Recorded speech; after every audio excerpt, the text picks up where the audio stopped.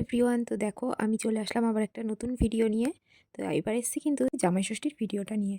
যদিও জামাই ষষ্ঠী হয়ে গেছে, দুদিন হয়ে গেল, কিন্তু ভিডিওটা আমি আজকে তোমাদের সাথে শেয়ার করছি। ও তিতানের পাপা রেডি, এখানে আমিও রেডি হয়ে গেছি। রেডি হয়ে বেরিয়ে পড়েছিলাম আর সোজা চলে গিয়েছিলাম মিষ্টির দোকানে। ওখান থেকে মিষ্টি নিয়ে আর তিতান কিনেছিল একটা ফুটি। তো সেটা নিয়ে দেখো আমরা পৌঁছিয়ে গিয়েছি আমার বাপের বাড়ি, মানে তিতানের মামার বাড়ি। তো দেখো তিতান গিয়েই দুষ্টুমি শুরু করে দিয়েছিল আর গিয়েই খাটের ওপর সোজা শুয়ে পড়েছে। ওর নাকি এখান থেকে একটুখানি যেতেই খুব কষ্ট হয়ে গেছে, 2 মিনিটের রাস্তা যেতেই ওর খুব নাকি কষ্ট হয়ে গেছে।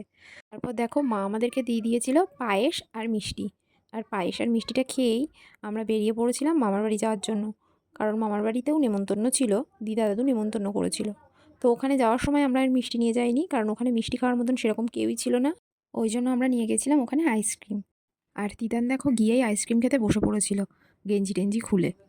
তো তারপর দেখো আমরা দুপুরের খাওয়া দাওয়াটা কিন্তু আমার মার ওখানেই করেছি। আমার মা কত কিছু রান্না করেছে তার জামাইয়ের জন্য। আমি তিতানকে আগেই খাইয়ে দিয়েছিলাম, কারণ তিতানের পাপাকে একটু গুছিয়ে দেওয়ার ব্যাপারটা ছিল ওই জন্য।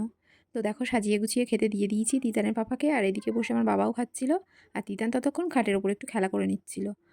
তারপর সন্ধ্যাবেলা তিতান একটু মোমো খেতে চাচ্ছিলো বলে ওর জন্য একটু মোমো এনে দেওয়া হয়েছিল, সবাই খেয়েছিলাম আমরা।